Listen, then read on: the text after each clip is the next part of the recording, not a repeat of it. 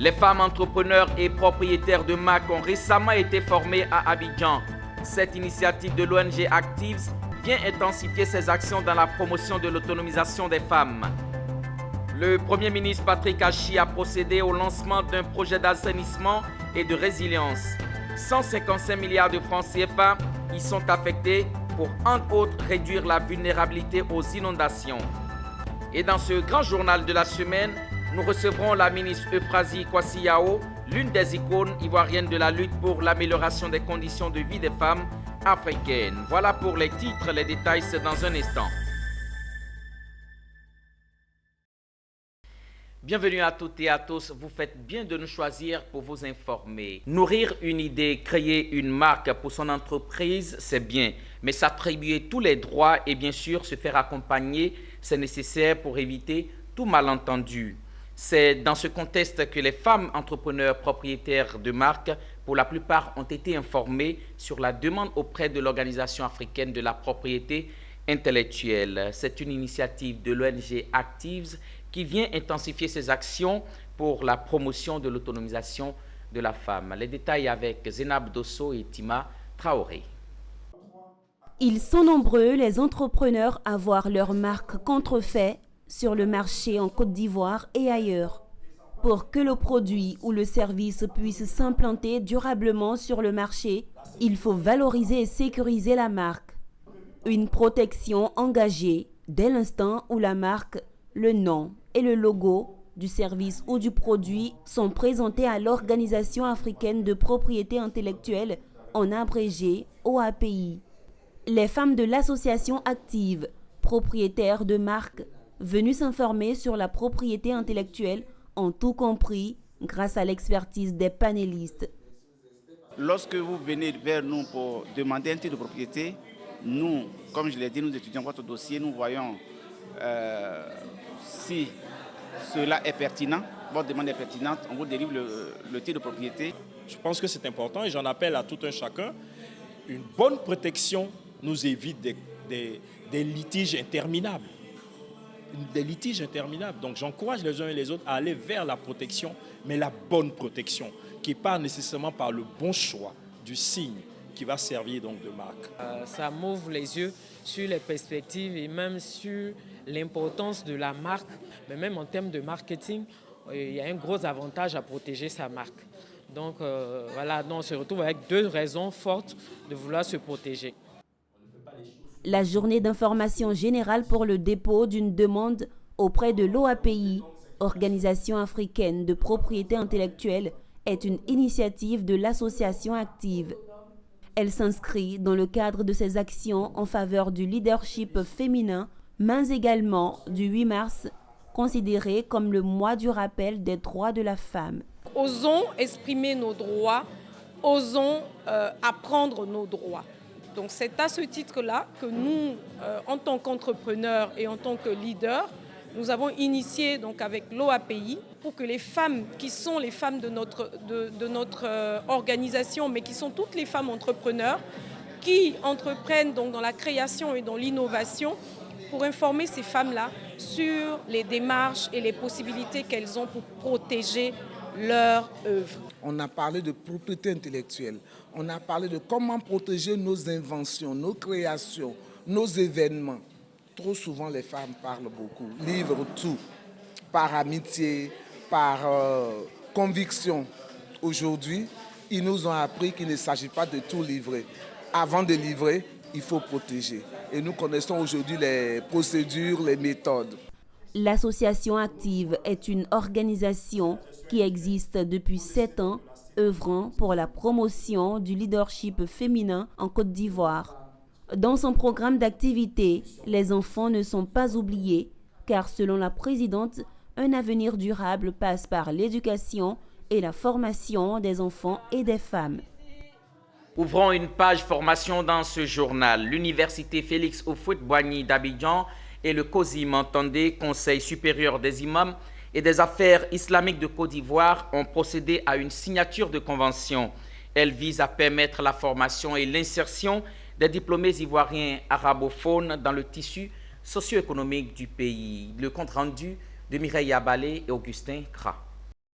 Le Conseil supérieur des imams COSIM et l'Université Félix Houphouët-Boigny ont signé une convention de partenariat. Cet accord de partenariat entre l'université et le COSIM a pour objectif de renforcer les capacités en français des imams et diplômés arabophones et ainsi faciliter leur insertion dans le tissu socio-professionnel ivoirien. Partenariat gagnant-gagnant, cette convention permettra également de dispenser les cours d'arabe aux étudiants ivoiriens qui le désirent.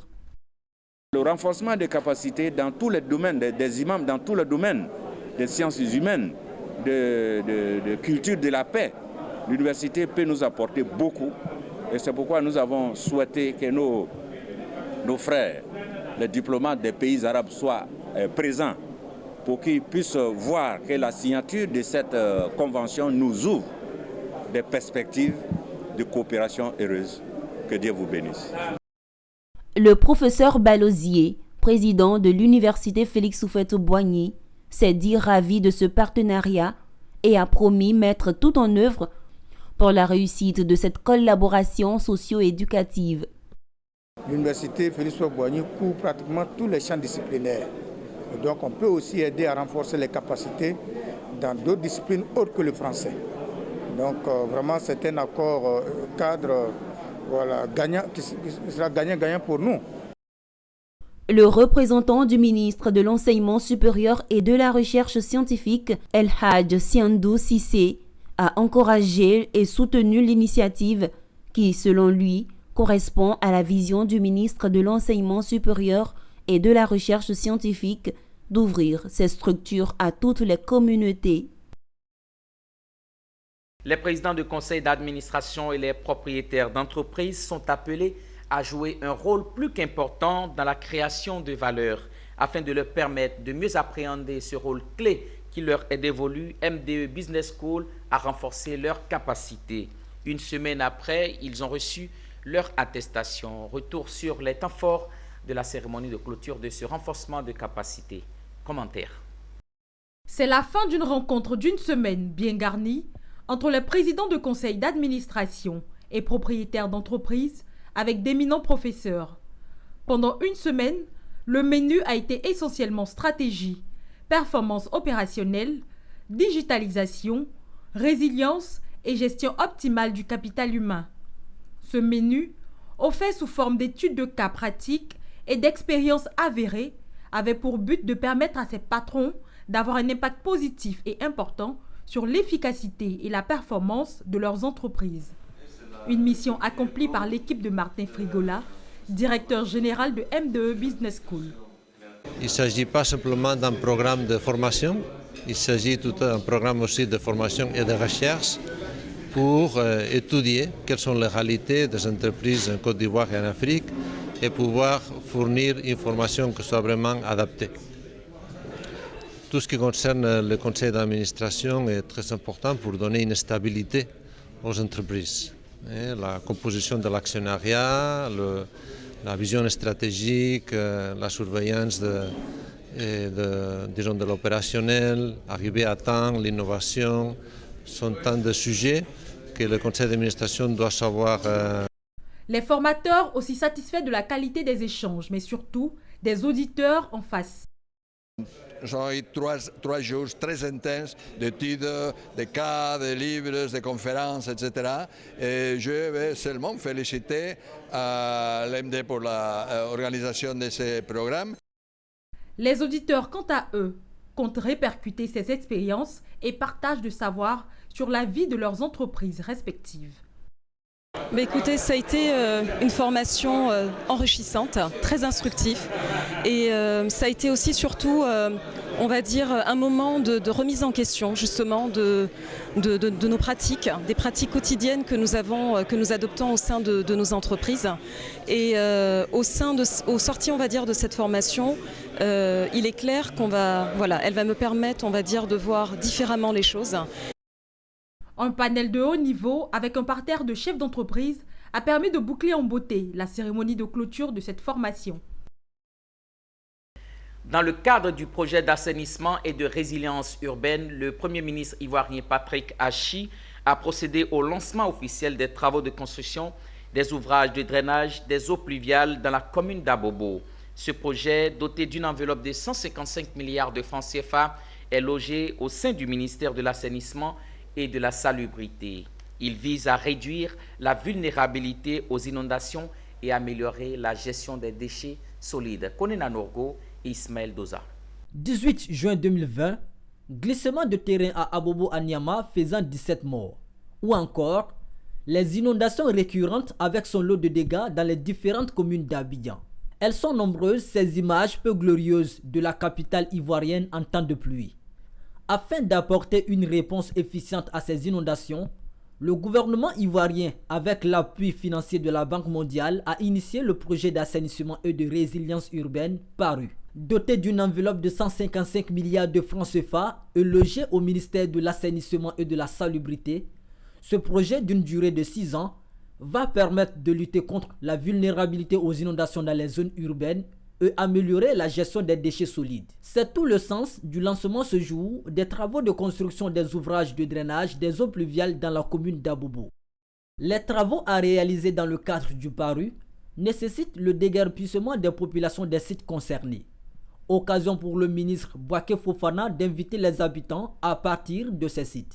Ce projet porte sur d'importants travaux à travers le district autonome d'Abidjan, dans plusieurs villes d'intérieur, et traduit la volonté du gouvernement d'apporter une réponse pertinente aux risques d'inondation sur l'ensemble du territoire national en période de forte pluie, avec l'accompagnement et l'appui de la Banque mondiale.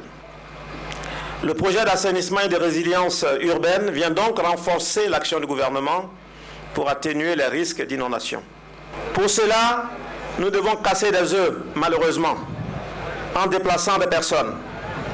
D'Abobo, je lance donc un appel aux populations installées sur les sites d'ouvrage, à Yopougon, à Cocody, partout dans le Grand Abidjan et même à l'intérieur du pays, d'accepter le sacrifice de partir volontairement pour que le gouvernement puisse assainir ces lieux pour le bien-être de tous. Après avoir rendu un hommage à Feu Ahmed Bakayoko, le Premier ministre Patrick Kachi a rappelé l'importance de ces travaux qui visent, selon lui, à sauver des vies. En tant que chef du gouvernement, Patrick Kachi veut surtout des ouvrages de qualité exécutés dans le délai requis. Je veux m'adresser aux acteurs du projet pour leur exprimer tous mes encouragements et les inviter dans le même temps à la plus grande célérité et à la plus extrême rigueur dans l'exécution de leur mission.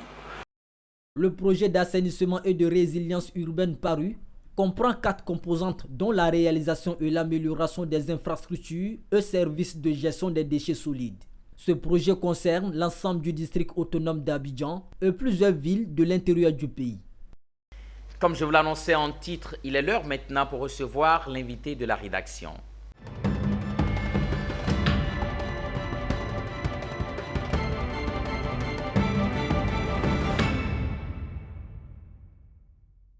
Nous recevons sur notre plateau Euphrasie Kwasi Yao. Vous êtes anciennement ministre de la Famille, de la Femme et de l'Enfant. C'est en 2016.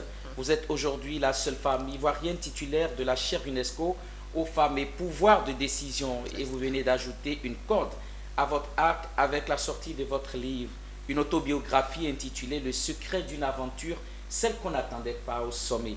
Merci d'avoir répondu à notre invitation. Merci à Business 24. Le titre de votre œuvre est assez explicite, Le secret d'une aventure. Quelles sont les motivations à l'origine de cette œuvre autobiographique? Il faut dire qu'il y a eu plusieurs motivations, mais je vais en donner quelques-unes. Ça fait 10 ans que je gère le programme Compédium des compétences féminines de Côte d'Ivoire, meilleur programme africain, best pratique par l'UNESCO, la francophonie. Et j'ai vu des femmes en train de chercher à concilier leur vie familiale et leur vie professionnelle. J'ai vu que c'était un problème. Alors que je suis passée par là, j'ai eu un foyer assez difficile à un moment donné et il fallait que je m'ouvre pour que ces femmes-là puissent grandir à partir de mon expérience personnelle. Il y a une autre raison, c'est que les jeunes me suivent effectivement. Le programme est pour les femmes, mais je me suis rendu compte que les jeunes me suivaient plus que les femmes même. Et une fois à l'Ivoire, après une conférence, ils m'ont dit, Madame la ministre, est-ce que vous savez que quand vous vous taisez une minute, ce sont beaucoup de personnes que vous mettez dans les ténèbres? Et puis enfin, quand je vais aux conférences internationales, les gens m'arrêtent. Madame, est-ce qu'on peut en savoir un peu plus sur vous, sur vos œuvres? Je me suis dit, mais attends, il faut que je m'arrête pour écrire parce que je n'avais pas de livre. Et c'est pour ça que j'ai commencé à écrire. Et surtout, j'ai beaucoup reçu. Quand on reçoit, il faut donner.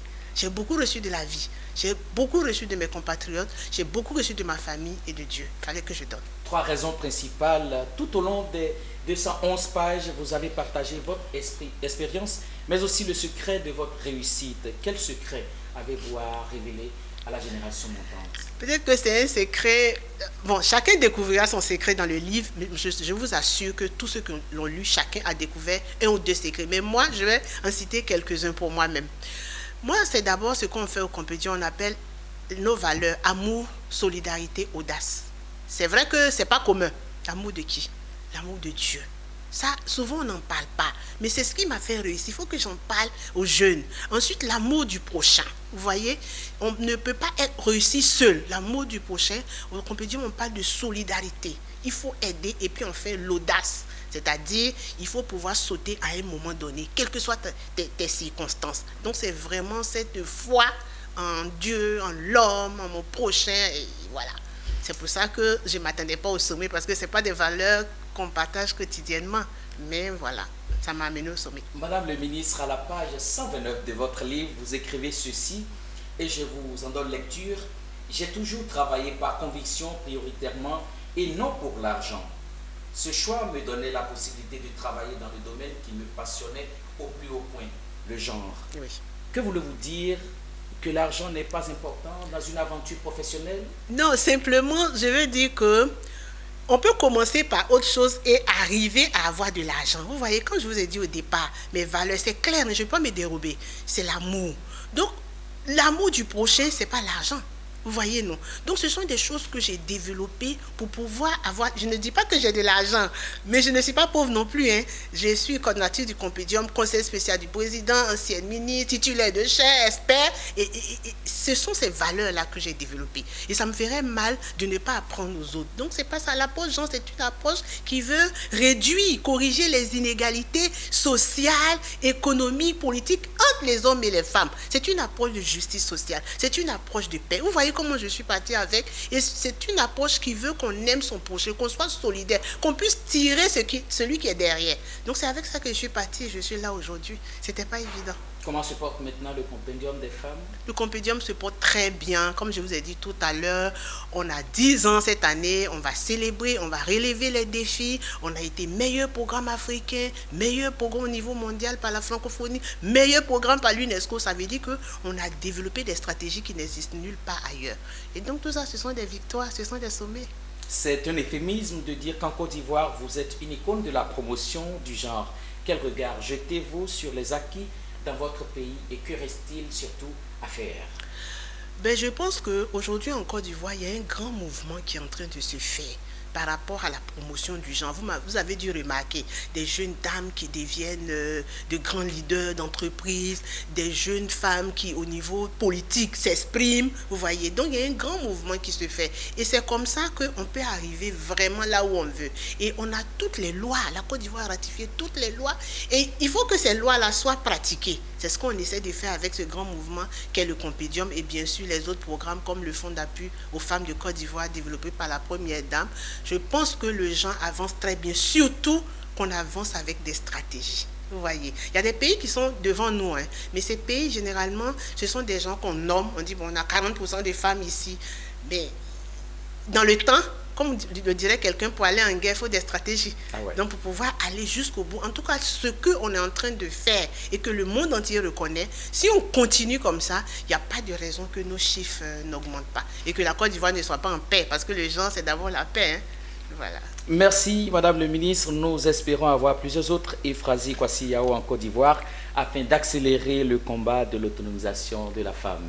Merci d'être passé. Merci à vous, merci à Business 24. Je suis ravie. Poursuivons cette édition avec un hommage qui a été rendu à Madi Ouedraogo. Il est l'un des premiers promoteurs de Western Union et de la carte prépayée Visa en Côte d'Ivoire. Il a été honoré par les dirigeants de l'entreprise Global Technology Partners et bien d'autres acteurs de la finance pour qui Il représente un mentor. Le reportage de Walter Kofi et Doumbia Ayouba est commenté par Philippe Zabo. On l'appelle le père de Western Union en Côte d'Ivoire. Avec plus de 20 ans d'expérience dans le secteur du transfert d'argent en Afrique, Madi Ouedraogo est depuis 2008 à la tête de la société Serfine, une entreprise spécialisée en services financiers et dans la distribution de cartes bancaires prépayées. Pour s'être montré avant-gardiste et pour sa contribution significative au développement du secteur, il est récompensé avec le prix du pionnier et du meilleur groupe service financier et le prix du meilleur réseau de distribution de la carte prépayée. Une double distinction que Serge Do, initiateur de cette journée d'hommage, a tenu à rendre à son mentor. La cérémonie pour laquelle nous sommes là aujourd'hui, c'est pour honorer un partenaire avec qui nous avons commencé le lancement des cartes prépayées ici en Afrique, à partir du Burkina, la carte africaine. Madi Ouedraogo donc était avec sa société Serfine, notre partenaire idéal, le réseau partenaire de revente et de distribution et de rechargement des cartes prépayées. Donc après 15 ans d'exercice, c'est quand même normal pour nous GTP de venir le reconnaître et lui décerner un trophée. D'autres personnalités de la finance ont saisi l'occasion pour louer les qualités du directeur général de Serfine. Tous s'accordent à lui reconnaître les compétences d'un manager hors pair. Je me devais d'être ici aujourd'hui parce que Madi est un frère. De longue date, on se connaît depuis un demi-siècle. Et comme je l'ai dit tout à l'heure, c'est vraiment un champion de l'innovation. Et ça, M. Madi, aujourd'hui, comme il a dit, c'est vraiment le monsieur qui s'est transformé l'idée en projet. Ému par cette distinction et des témoignages en sa faveur, Madi Ouedraogo a exprimé à son tour sa reconnaissance. C'est une reconnaissance pour tout le parcours que j'ai fait. 28 ans avec Western Union, 14 ans avec Africa. Je pense que c'est une reconnaissance. C'est moins fort parce que tout simplement, les produits, lorsqu'on avait voulu introduire ces produits, les gens n'y croyaient pas. Et le fait d'avoir convaincu qu'aujourd'hui ces produits ont été adoptés par tout le monde, je pense que c'est une satisfaction.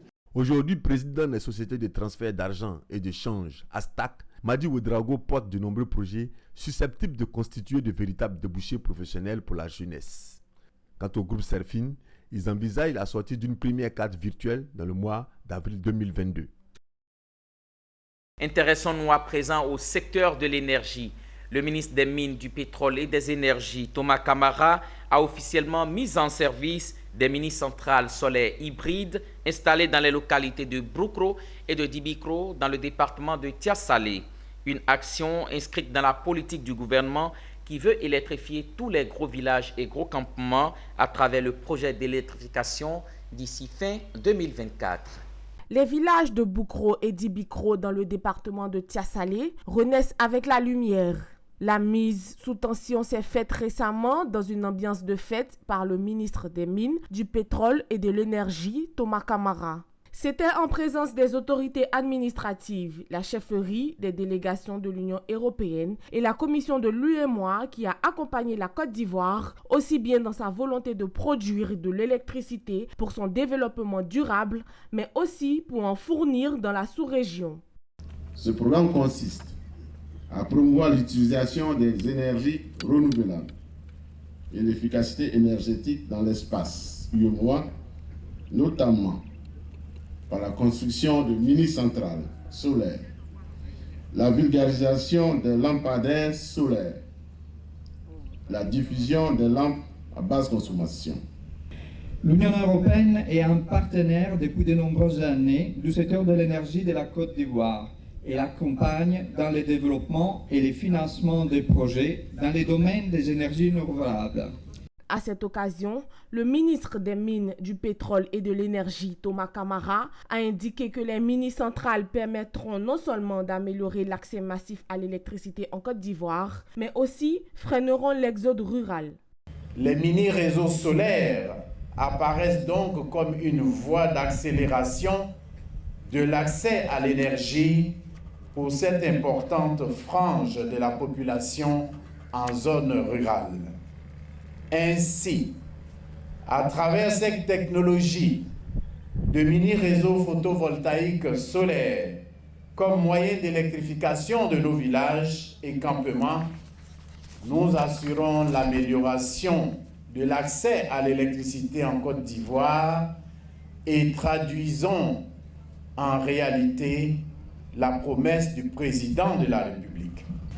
Pour rappel, le gouvernement ivoirien mise sur la production d'énergie renouvelable qui doit constituer 45% de la production nationale d'énergie tout en maintenant le statut de hub énergétique de la sous-région ouest-africaine. Rendons-nous à Guiglo où la ville a récemment accueilli un atelier sur le rapport de système régional de l'analyse diagnostique transfrontalière de la plateforme nationale de bassin du fleuve Cavali. Il a été question de présenter le rapport et recueillir les observations des membres du comité local. Les précisions de Théodore Kanga. La préservation de l'écosystème et la gestion des ressources en eau de la Mano River étaient au centre d'un séminaire le week-end dernier à Guiglo. Cet atelier de validation du rapport de synthèse et d'analyse a réuni tous les membres du comité du bassin du Cavali. Alors, nous sommes aujourd'hui à Guiglo, dans le cadre bien entendu du projet, en vue de faire l'examen d'une étude, l'étude d'analyse diagnostique transfrontalière du bassin du Cavali dans le cadre du projet.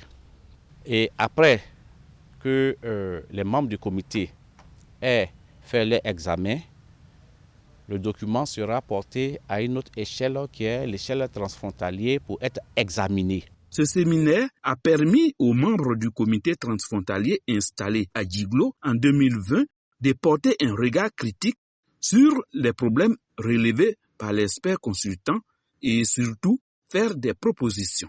Je voudrais féliciter le consultant qui a fait ce travail. C'est un excellent travail qui a été réalisé. Nous sommes en train de le lire. Dans l'ensemble, le document a été bien élaboré, a pris en compte, j'allais dire, les problèmes liés à la gestion des ressources en eau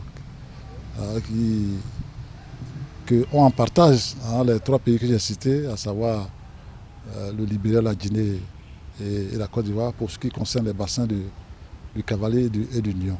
Il faut rappeler que ces dernières années, le problème de l'eau potable est une réalité en Côte d'Ivoire en général et principalement dans le bassin du Cavali avec l'orpaillage clandestin qui pollue les eaux. Le week-end dernier, un atelier de réflexion sur la situation de l'école dans la région de la Bagoué, au nord de la Côte d'Ivoire, a réuni les acteurs du système éducatif. Le conseil régional et les acteurs du système éducatif ont passé au peigne fin l'école dans cette région et ont apporté des solutions idoines afin de rehausser le faible taux de réussite pour les élèves. On retrouve notre correspondant régional, Ouattara Daouda. La région de la Bagoué a été classée dernière aux examens à grand tirage en 2021. Un rang peu honorable qui a éclaboussé les autorités politiques et administratives de cette région. C'est ainsi que le week-end dernier, les présidents du conseil régional et les acteurs du système éducatif ont émis la volonté de sauver l'école dans cette partie du pays en prenant des actions urgentes au nombre desquelles la construction des édifices scolaires et l'équipement des salles de classe en table-banc. Vous savez, c'est des cadres quand même d'un certain niveau. Le président du conseil régional, vous avez vu qu'il y a des professeurs d'université, eh bien, ils sont d'ailleurs très nombreux. Le directeur du cabinet adjoint de l'éducation nationale, du ministère de l'éducation nationale, aujourd'hui conseiller du Premier ministre. C'est donc plusieurs intelligences, plusieurs compétences, plusieurs expériences qui vont s'associer pour nous aider à apporter notre contribution à l'amélioration de nos résultats.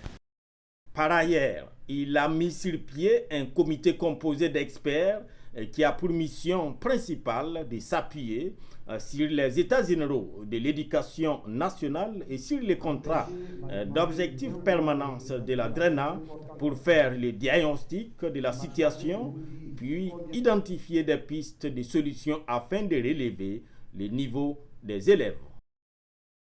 Nous avons dans cette région réussi de très grandes réalisations en matière d'éducation. Aujourd'hui, le nombre de villages sans école est très faible. Je ne sais pas si on peut en trouver 5 encore. Tout ça grâce à l'action concrète depuis bientôt 8 ans du conseil régional. Et le conseil régional est vraiment vigilant sur tout ce qui relève de l'équipement en infrastructure scolaire. Et la réflexion a été portée sur un ensemble de choses qui nous permettent de découvrir que notre école, certes, avait des problèmes, mais au plan local, au niveau de Boundiali aujourd'hui, au niveau de la région de la Bagoué, les sachants ont réfléchi, ont associé tout le monde, nous-mêmes sommes jeunesse. Je voudrais sincèrement remercier le président du conseil régional qui a bien voulu initier cet atelier pour réfléchir sur la situation de l'école de la Bagoué. Les conclusions de cet atelier de réflexion permettront, au dire des participants, de passer à la vitesse supérieure afin de redorer le blason du système éducatif dans cette partie du nord de la Côte d'Ivoire. Fin de cette édition, restez connectés. Les informations se poursuivent sur Business 24 Africa, la télé utile.